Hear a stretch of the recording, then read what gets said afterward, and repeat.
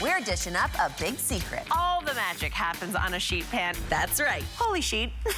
From a quick and delicious stir fry. That sheet pan is working hard. To Jamika's favorite, Philly cheesesteak sandwiches.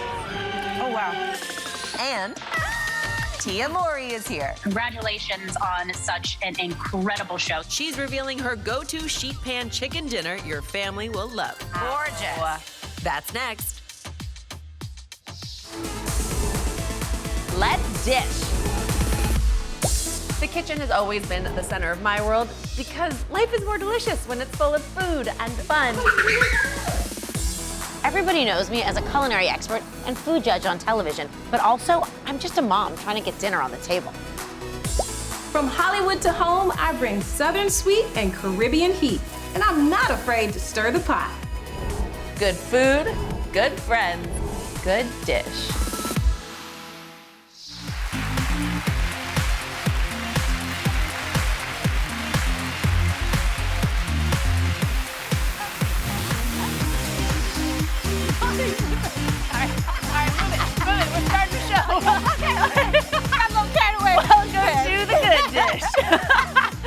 Oh my gosh, you guys, today we are unlocking the secret to the perfect sheet pan meal, which is why we walked out carrying those. All the magic happens on a sheet pan, and we are making dinner and cleaning it up afterwards, making it easy. And you'll be saying, holy sheet. She delivered beautifully. Yes. Thanks. Our home audience is cooking along with us today. Ladies, do you have your sheet pans ready? Oh. Okay, here's what I love about sheet pans. It's one and done. It's a one-pot meal, but instead of a pot, it's a sheet, which gives you so many more options, right? Very versatile. It is super easy cleanup. You can use parchment paper on it to even help with that. And it is so good for big batches. When I'm cooking for 4 or more, a sheet pan is always the way to go. Absolutely. Yes, without a doubt. And you can use sheet pans to easily make like the big batches of sandwiches too, because I'm talking like the ooey gooey Philly cheesesteak sandwiches. Yes, all right, now look at this. I'm gonna make your mouth water, thank me later. So you'll start off by placing thinly sliced strip steak or ribeye steak. You put in a bowl, you add onions and peppers, and you toss with a little olive oil, season with salt and pepper, spread it onto your sheet pan, evenly of course, and it goes in the oven for about 10 minutes. Oh yes, and then you'll finish it under the broiler until it's brown, topped with as much cheese as you can get on that pan, okay? Provolone cheese under the broiler again, and then you'll serve on the warm, and you better toast those buns too, warm, toasty, toasty, toasty buns, Yes, okay? ma'am. All right, now, I gotta get them. Oh, you better have I them got for us. lost in my Washington. gosh. Yes, this I is got the to best. get them. All right, Tony, I want you to show some love to the ooey gooeys and the cheesy easies right in here. Okay, let me land this right here. And they're nice and toasty and so warm. Can you all get this? And you know, if you wanted to, say, make this ahead and keep it in, what, a 200-degree oven just to stay warm for your guests, for your family, look at this gorgeous sandwich. Oh, with the crust. All right, I'm gonna put it arms out because I don't want to mess this Let up. me see you eat this. Let me see. Go ahead. That's a beautiful thing. Oh, I want to just like dive into the center part where all that cheesy goodness is. Here we Oh, go. it's so juicy. Do you see? Oh, wow. The one thing I love about this is that you can do this. I would do this for game night. So, all right, let's all do game night. Play truth or dare. Dare me to eat the whole pan of these sandwiches. I'm gonna win the game every time. That's the dare I'm taking. That's my kind of game. I like it. All right, for anyone who struggles with sheet pans, we are actually solving the top 3 sheet pan mistakes you may be making. Let me walk us back over here and sadly leave my sandwich behind. I love that. Delicious. The number 3 sheet pan mistake is overcrowding the pan. People do this sometimes, especially when you're making big batches. You throw everything onto the pan. Look at all the steam coming off of this overcrowded sheet pan meal. We've got all of our green beans and corn and cauliflower. It's just gonna steam. Steam is the enemy of searing, and it also can water down the flavors. Look at the difference between these steamed veggies and ones that had space to brown. The browning creates the flavor, it creates the texture. You need that, so make sure you keep space in between your ingredients. Number 2 sheet pan mistake you may be making is you forget the fat. Now, if you don't spray down the pan or toss the veggies in some oil or a little melted butter, the food's gonna stick to the pan, Oh, and also you miss out on some of that delicious flavor you could be creating. If you want a healthier fix, you can go ahead and use parchment paper. I would still recommend doing a little spray on the veggies or a little olive oil just to make sure they do have that nice little bit of extra flavor. But the sheet pan coated with the parchment paper does make it super easy to clean up. And the number one sheet pan mistake, stay tuned because later in the show we are fixing it with the formula for the perfect sheet pan shrimp stir fry. But coming up next, from sister to the queen of the quick fix, Tia Mowry is here and she brought her sheet pan too.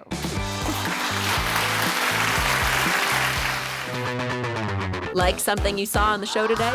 We're dishing all the details on the good list. All the recipes, important tips, and tricks, all in one place. So stay tuned until the end of the show when we'll share the good list QR code. You can scan to send it all right to your phone.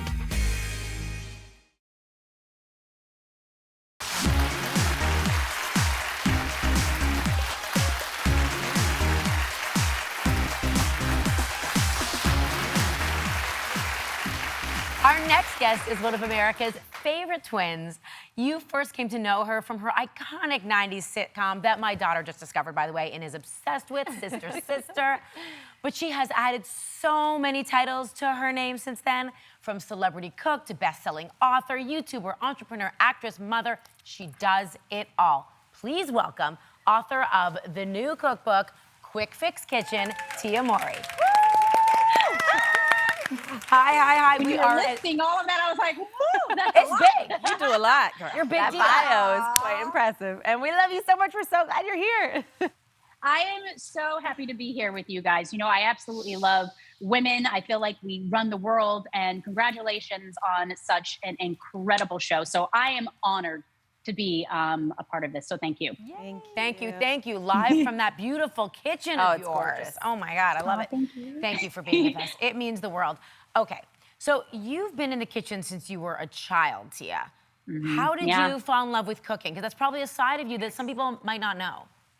Yeah, you know, I fell in love with cooking once I got into the kitchen at the age of 6. So being in the kitchen, helping my my parents, you know, season the food, cut up the food. And then once I started to get good at it, they were like, okay, you could start helping prep and even cook and make the meals for the family. And I fell in love with it. It's also like me time, you know? Yeah, I enjoy it. It relaxes me. It really does. Speaking our language, Yes, I mean, the three of us, you're speaking to the right audience. I mean, Yes. the three of us really Okay. agree and know exactly what you mean. So you love the concept of building traditions. You talk about it in your book. Obviously, it's a big deal with your family. Can you give us some insight into some of the traditions you're building with your family, with your little ones at home? Yeah, totally. I definitely am incorporating my kids in the kitchen. That's one thing that I am continuing to build when it comes to traditions. My daughter, within my cookbook, you'll even see that she's all throughout there. And then my son is actually, he's just evolving, I say, as a helper. I feel like whenever your kids are in the kitchen with you and helping prepare a meal, they're 9 times out of 10 they're going to eat it. Oh yeah. You know. So we have loads of fun in this house when we are cooking. There's music that's on. I either have, you know, a glass of wine, and, you know, my dad, he's also in the kitchen, you know, with us. So it's just great energy all around. I love that. And I so picture that for you, like just the joy and exuberance and fun that must be a part of your warm family fun time in the kitchen. Something else you and I have always connected on is the idea that food is medicine, you know, nourishing your body, Yes. treating it like a temple. And you know, I actually didn't know how food had come to be a part of your own wellness journey until recently. I'd love you to talk a little bit about the power behind food. Yeah, you know, I truly believe that food is medicine. I have been very open about, you know, some of my health struggles or challenges, especially endometriosis, which is a highly inflammatory condition. I've talked to your dad about it a lot. But what I've learned is because, you know, this is a highly inflammatory condition, I had to learn how to incorporate foods that didn't cause inflammation. I truly believe that whatever you're putting in your body could either, help your inflammation or actually, exacerbate whatever's going on in your 100%. body. Without a doubt.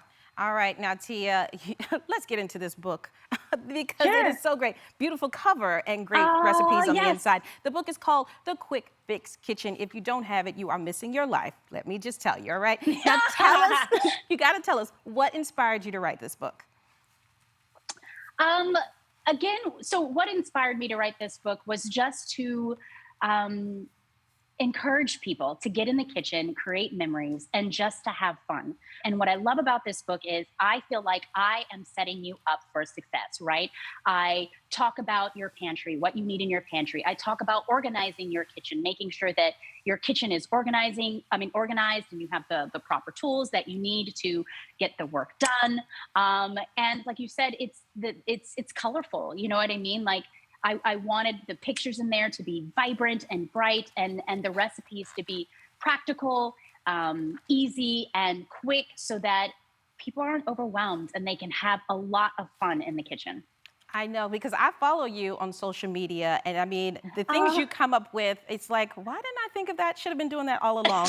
I mean, because it's like one of the biggest dilemmas that, we often hear about is the short shelf life of fresh herbs. And I know it's even stumped you ever so often. But now, tell us, what is the fix that you have for us with these?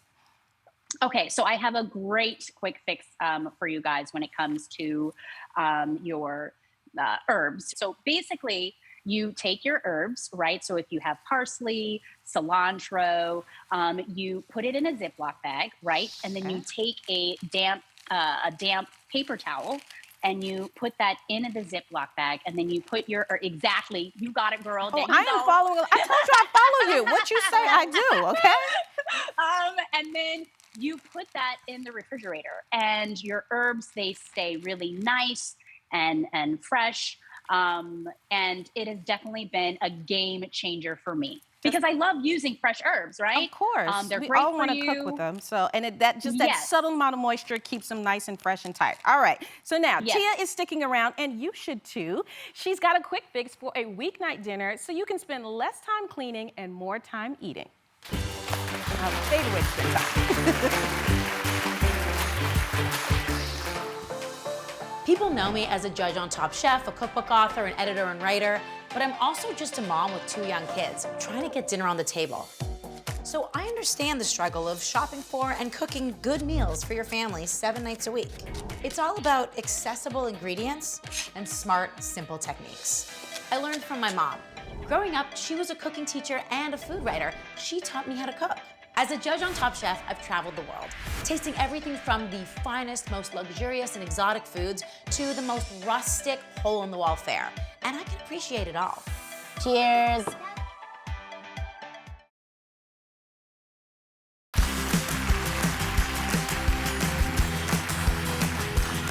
We are back with the queen of the quick fix. Tia Mowry is here to show us how to make her delicious spatchcocked lemon herb chicken with roasted potatoes. It is the 5-star sheet pan dinner you need for those weeknights you're in a crunch. And we cannot wait to dig into your delicious meal when we learn how to make it. It looks gorgeous. Yay! It looks beautiful. Go for it. Are you guys ready to get this party started? Do it, do it. So ready. Okay. All right. So as you mentioned, this is my spatchcocked lemon herb chicken with potatoes. I specifically love this recipe because it is a sheet pan recipe. You'll see recipes like that throughout my cookbook. Why do I love them? Because they're quick and they're easy and less mess and easy cleanup, should I say. Okay, so first things first, basically what I've done is I've sliced up some lemon. So I have some lemon slices here, and I'm just gonna place them right in the middle of my sheet pan or sheet tray, right? And then what I am going to do is I'm going to add some garlic, and I'm just going to go ahead and place them like right on top of my lemon slices. And then I'm going to add some herbs. You can use parsley, cilantro. I have thyme right here. Such a good pairing with lemon and chicken. Also, what I love about this bed that I've created here is I'm going to put my spatchcocked chicken right on top of this. And once this chicken roasts, just all of these ingredients are just going to be infused nicely into this chicken, giving it lots of flavor. Tia, now, I gotta know ask a lot of people. I gotta ask Yes. you, okay, let's first of all say spatchcocking is when you remove the backbone from the chicken. Backbone. Did you, Yes. and then you break the breastbone and it lies flat and it's gorgeous. Yes. Did I do this? Did I do this myself? Did you do it? Absolutely not. So this is what I want to tell you guys. You can this is all about the quick fix kitchen, right? And again, not overwhelming people. You can go to a butcher and just ask them to spatchcock your chicken for you. Completely. Right? It's easy as that. Now, the reason why I love to spatchcock my chicken is because it lays flat, right? And it also cooks faster and evenly. Absolutely, that's and you maximize your golden brown skin exposure, which we love. We were joking that the beautiful chicken we have sitting in front of us today, it looks like it went to the tanning bed. It's lovely and golden Yes. brown. But I will say, And I'll tell you. Oh, go ahead. No, I was just gonna say, don't leave it just for chickens. I spatchcocked my turkey for Thanksgiving last year, and it was hilarious. I literally almost broke my back taking that turkey's back out, but it almost killed me, but I did it, and it was so gratifying, and it was far and away the most delicious turkey I've ever made. So don't be afraid. Get your butcher to do it if you have to. And you know what? You're talking about that golden brown with the skin on the chicken, and I'll tell you guys how you can actually do that, right? What I like to do is I like to put either the butter or the olive oil right up under the skin of the chicken, right? So it just adds a lot of, again, flavor to your chicken, but it also makes just that chicken just really nice and crispy. So what I'm doing right now is I'm just drizzling some olive oil on everything. Do you see how easy this is? I'm just doing everything on this sheet pan. And then I'm just gonna, massage this olive oil all over the chicken. Show it some love. And then I'm gonna add some salt to the whole sheet pan, right? I'm gonna add some salt onto the chicken. Thank you. Yep, Because that poor chicken can't season himself. Thank you for doing that. No, In the tanning bed. and don't be shy. Don't be shy. And then I'm gonna add some cumin. Oh, nice. Right? That's a nice kick. Yes, just giving the potatoes just lots of, and I'm just adding the cumin on the potatoes. Okay, and then I'm gonna add Dijon mustard. Yes, now, just on the there you potatoes. go. Now, if you don't like Dijon mustard, don't worry about it. You can just leave that out. And I like this actually because you could have tossed the potatoes with the oil and mustard and cumin in a bowl, but you're not messing up another thing to clean. You're doing it all on the sheet tray. You get it. So now this is it. I'm just going to put this in the oven at 425 degrees, right? And I'm going to let this cook for about 40 to 50 minutes. And then I am telling you guys, you will have an incredible meal ready for your family. Look at this. Gorgeous. Look at how Gorgeous. quick, easy, delicious this is. It tastes You fixed and us. relative- You fixed us. Quick fix, honey. Hey, Tia, I have a very important question about your sheet pan, okay? Because we've been Go ahead, talking go a ahead. lot today about sheet pan dinners, and I need to know, have you ever had a sheet pan that looked like this? Because yours looks Have I pretty ever had a shiny. sheet- Look at that. I can't see. Have they ever had a sheet pan that looks like This gorgeous one I'm holding up. Here she is. I do. I have sheet pans in all shapes and sizes, and you know what? It is all good. Yeah. It You're is not all good. ageist Some to are our sheet shiny. pans. No, this around sheet pan has lived. Yes. Yes, it has lived. It has character. It has memories. Yes, So yes, totally. I have. You know what? Speaking of sheet pans, what I love about this is you have this nice sauce at Oh, the pan bottom. sauce. you Yes, know, exactly. Pan sauce Pan at juice the is in bottom there. and the pan juice. And I like to just take that juice and just kind of drizzle it on top of your chicken. Oh, we've with got the it here. potatoes. And oh my gosh, it is so incredibly good. Delicious. And this is just like the recipes in the rest of in the quick fix. It's just like everything on the table is easy, satisfying. It's gloriously celebratory Aw. like this. It's just gorgeous. Thank you. Love it. Awesome. Oh, and you know what? Also, I wanted to mention, I've actually plated on my food on my Spice by Tia line. I have my own cookware line, and again, what I love about it is these ramekins. It's nice and colorful and They're bright. so pretty. Again, yes, thank you so much. I want again everybody to just have fun in the kitchen and create memories. It's vibrant. It's a lot of fun. You are on the Good Dish team. Thank you, Tia, so much. For more amazing tips, check out Tia's book, The Quick Fix Kitchen, and spice up your new year with her cookware line, Spice by Tia Mowry. Yes, indeed. And the #1 sheet pan mistake? Find out what it is next, because we're fixing it with a formula for the perfect sheet pan shrimp stir fry. Got it out. Thanks, Tia. Thank you.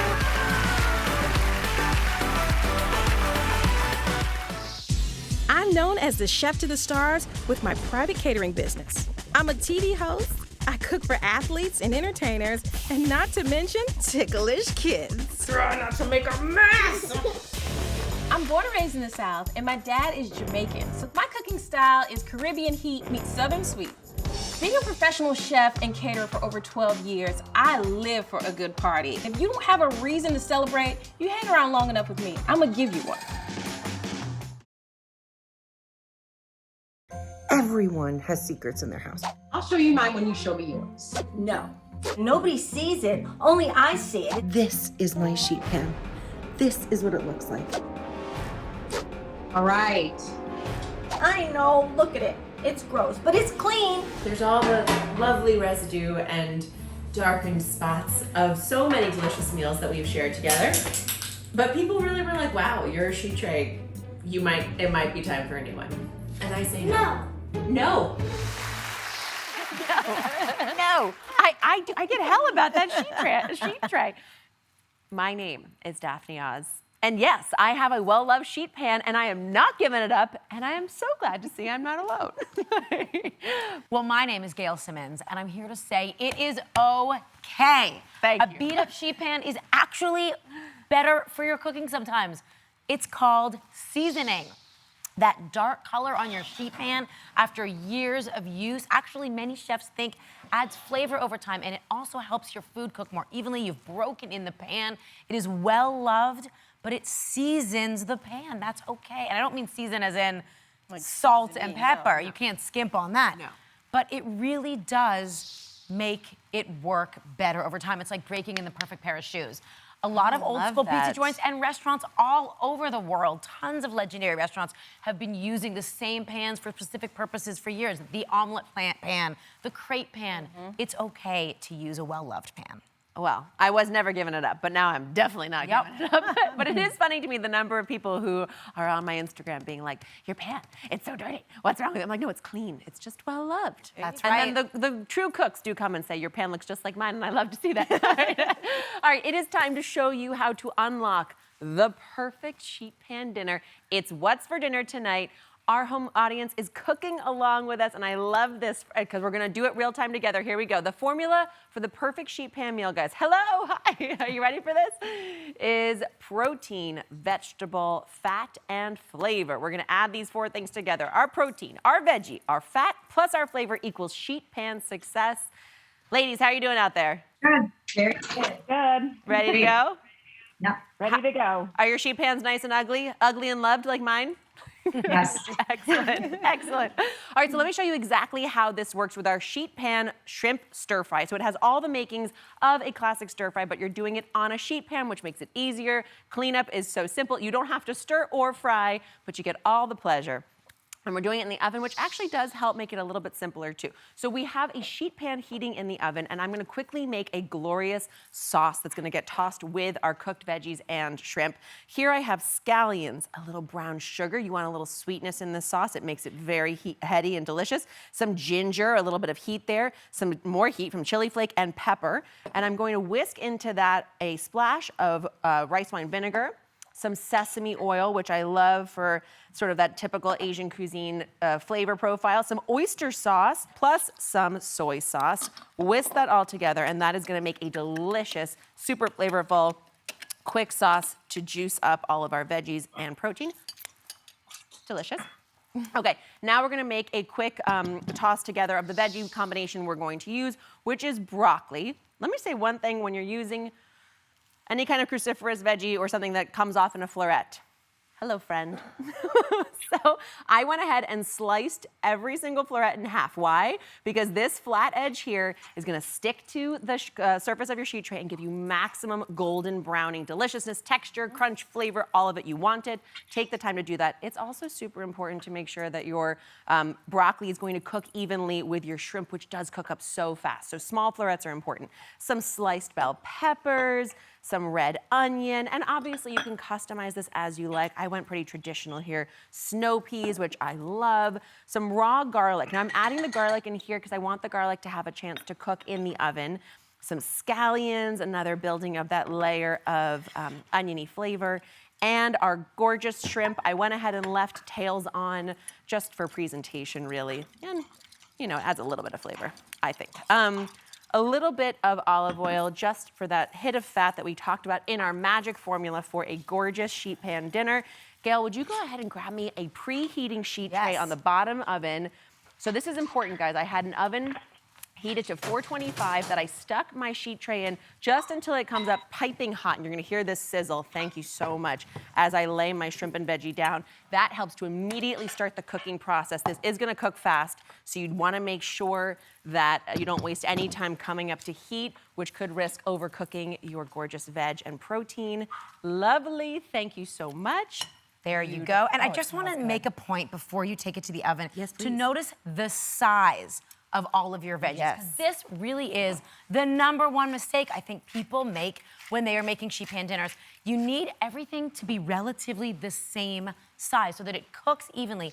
Uneven sizing, big piece of broccoli, tiny piece of shrimp will mean that some stuff is overcooked, some stuff is undercooked. You want to spread it out nicely, but it all needs to be relatively uniform in size to make it perfect. 100%. I'm glad you said that and reminded me to give the sheet tray a little spacing, a little shimmy like this, so that it ends up not steaming. This is going in, and magically, 425 degrees, 10 minutes later, you will receive gorgeous golden brown broccoli, perfectly tender and cooked shrimp.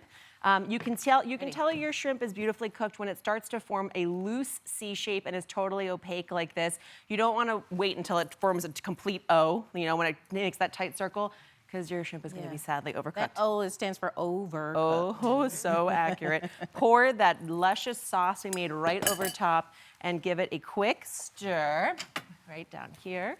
Here. Oh, yeah. That sheet pan is working hard. It's working hard for us. Multi-purpose. Of course she is. She is the multi-use tool of the century. All right, there you go, my friends. Delicious, protein-packed, veggie-heavy, ultra flavorful dinner. That's good. Ready in a jiffy. And that sauce is it has everything. It's got a little bit of salt, just a subtle amount of heat. It looked like it was more, but it's good. All right, for now. So many home cooks struggle with sheet pan meals that roast unevenly. Our viewer, Michelle, has been cooking along with us. Michelle, all right, are you out there? There you are. How are you? Did cutting all of the food roughly the same size, did that help you out? Totally. It totally did. By having them the same size, I obviously roast evenly, so it just made the meal delicious. It was great. My kind of girl. All right, so now up next, it is the Great American Dish-Off, our coast-to-coast search for the perfect crispy rice treat. Oh, you will not believe what these contestants have come up with. And we've got a special guest judge joining us. Yes, okay. we do. Garnish it up, guys. I like that. That's the oil styling. There you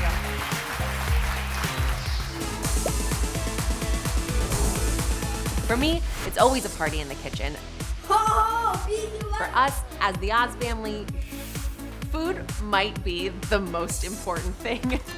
From the time I was a small kid, I remember cooking with my mom and my grandma.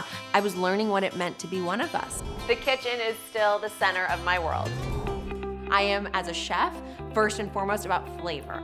A bunch of herbs to a salad, a beautiful pesto into a tomato sauce, don't tell anybody. It's simple, it's healthy-ish, it's celebratory, and most of all, it's about having a great time in the kitchen. Welcome to the Great American Dish-Off, where we search coast to coast looking for the best recipes in the country. We put them head-to-head in the ultimate competition. Whose dish will win the Great American Dish-Off? And today, crispy rice treats. Chefs and home cooks from all over the country sent us their recipes, and we've narrowed it down to the top 3. First up, Liz, a new mom with a passion for baking. I'm making my small batch Mexican hot chocolate rice cereal treats. I like to add some extra cayenne to really up the heat factor.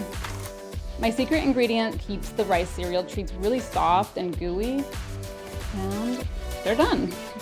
Next, Zenobia, the singing baker with her own cookie business. These treats are so good, one bite will have you singing, honey. I start with the basic recipe with butter and mini marshmallows because it melts a little bit quicker. Now I'm adding the secret ingredient, and I also crush vanilla wafers inside. You try Zenobia's and taste the love. And finally, Colleen, a recipe developer with celiacs who's on a mission. Gluten-free doesn't have to taste like cardboard, and I'm gonna prove it. Today, I'm sharing my cookies and cream marshmallow crispy treats. What makes these marshmallow crispy treats a little bit extra is because it's topped with frosting and more sandwich cookies. They're a winner. They're here to contend for the coveted golden rice treat, which smells delicious. It's the Great American Dish-Off. Please welcome our finalists and their crispy rice treats. Lawyer by day, baker by night, Liz honors her Latin heritage with these hot chocolate treats. Cookie baker Zenobia comes from a long line of amazing cooks and says her banana pudding rice treats are the best in the business. Food queen Colleen's delicious looking treats are actually gluten-free. Can this healthy twist to this classic rice treat recipe take the cake? All of these treats look too good to choose from, but our judges are about to decide whose treats can't be beat. And today, a special guest is here with us. Please welcome Jessica Siskin, or as she's better known, Mr. Crisp. Hi. All right, She's here, Mr. comment. Christmas here. I'm here. And look what you made for us. Look at I this gorgeous. did. That is a work of art. Yes, Edible. our beautiful television.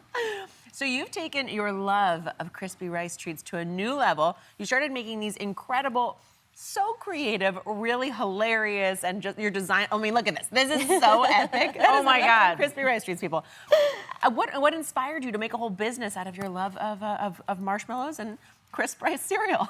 So this is quite a confession for a show about cooking and food, but I actually didn't know how to make anything besides crispy rice treats for most of my life.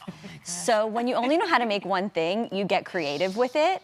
And I got really creative. I mean, as you can see, I can make pretty much anything, you know, from a portrait of your dog to a giant cheeseburger and everything in between. So it's been really fun. Very talented. Thank you. Okay, so let's take a closer look at our contestants and learn about their one-of-a-kind recipes. All right, Liz, tell us about your recipe. These are my small batch Mexican hot chocolate crispy rice treats. They are really wonderful in terms of flavor. They've got warmth, they've got spice, they've got everything nice. And I love them because they've got some extra heat in there too from some cayenne, which is unexpected and really just kicks it up a notch. All right, you had me at the hot chocolate. All right, judges, please weigh in on Liz's Mexican hot chocolate rice puff treats. Can I ask a question?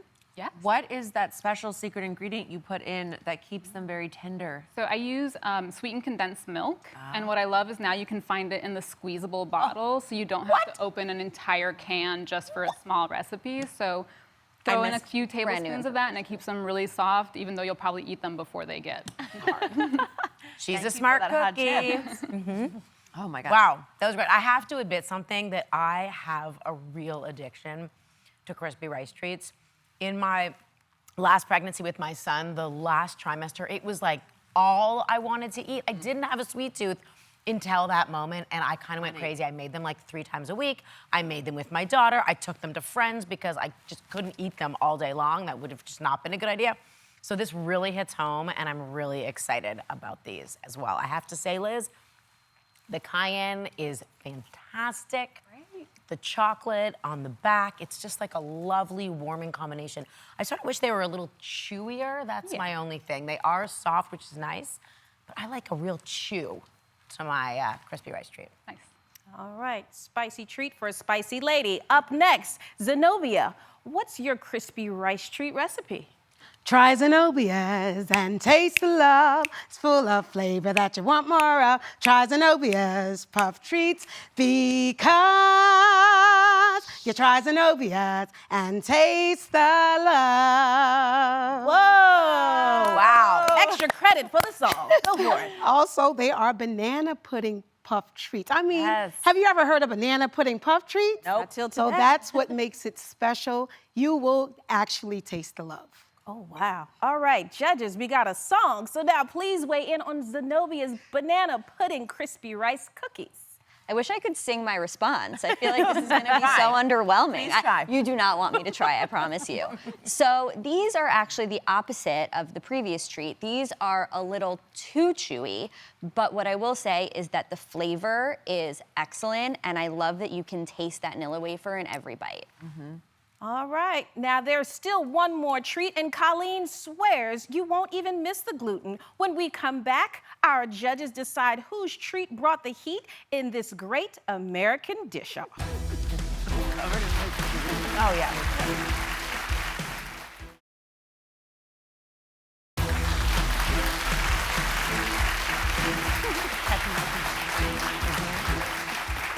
We are back and with the Great American Dish-Off, and we're about to taste the final crispy rice treat recipe. Colleen, tell us about your creation. These are my gluten-free cookies and cream marshmallow crispy treats. They're just a little bit extra with that frosting on the top. Who doesn't want to be a little bit extra these days? And I promise you won't be able to tell that they're gluten-free.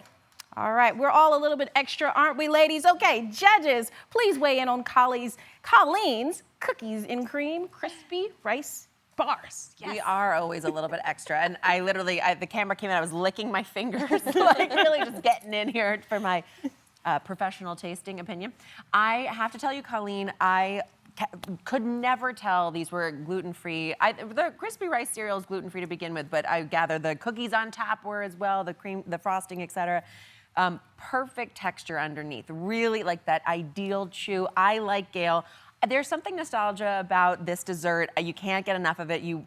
People have their strong feelings about it. I do want that great chew. Have to be honest with you, the frosting I didn't think was necessary because this is already such a sweet treat and the texture on it's beautiful. The creaminess of the frosting actually got in the way for me. So I scraped it off, took your cookies, put it back on top because they're perfect, and it's phenomenal. Delicious, so good. All right, judges, it's time to decide.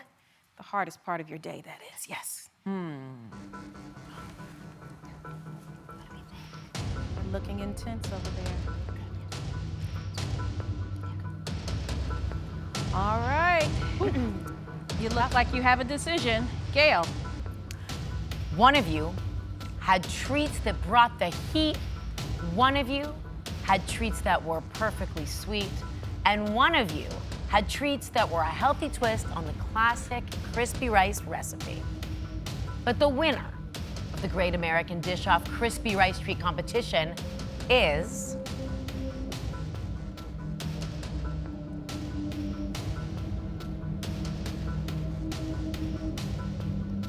Colleen.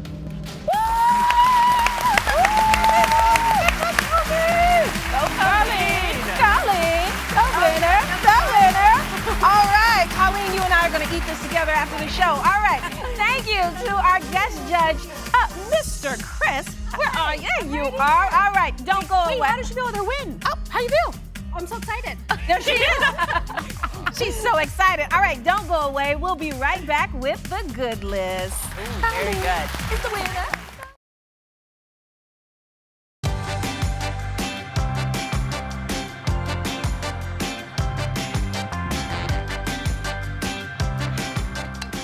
We're back with the good dish, and we are eating the winner of our crispy rice dish-off. It is so good. It's really good. Clearly, I can't stop eating it. I got a new one. All right. I mean, this was a great show. Oh, it's your first time trying it. This is my first time trying it, and I mean, now I see why she won. Okay, you were right. You were right. I mean, It hits all the marks, this one. sweet enough, nice bite. I'm stoked. Very nice, Colleen, you won for a reason, girl. Good job. This is it. Good. So, like, this really was my childhood favorite treat, and even into adulthood, as I said, during my pregnancy. Like, what were some of the things from your childhood that are the sweetest things that just hit the spot for you every time? Those little, the oatmeal cream pies that had the marshmallow fluff on the inside. When I would see that little bag, I would smell them, and it's just everything would just brighten up. I would do some strange things for oatmeal cream pies as a kid. It's funny because there are those things from childhood that like you would still eat now and love them, like this, like a Dairy Queen Blizzard, like something like that. But there is one thing I have at the top of my mind is something I only got as a very special treat after like dance class sometimes. When I was with someone else's mom who let me get it because my parents would never let me get this. It was those snowballs, the pink coconut covered. It was literally like a marshmallow puff. Cakey puff thing. Couldn't pay me to eat Wow, it now, but I loved that thing as a kid. So you know, there you go. This has stood the test of time, though. Yeah. It really is, just effortlessly, extraordinarily indulgently sweet and delicious. All right, you guys, see that QR code on your screen? If you open up the camera app and hold your phone to the screen, it will take you right to the recipes, shopping lists, and more from today's show, including, of course, the answer to the question, what is for dinner? Holy sheet, you can do a lot with a sheet pan. And we are giving you, of course, our recipe for sheet pan shrimp and veggie stir fry to easily feed a crowd. All of our recipes that we made today are on the good list, so go ahead and scan that QR code now. Take you right there, and you'll get dinner on the table in no time. You can also head to gooddishtv.com to get it all. Yes, we said the word sheet about 1 million times a day and never slipped up and got bleeped. That's professional, I'll say. All right, we'll see you next time for more good food and good dish. Bye, guys.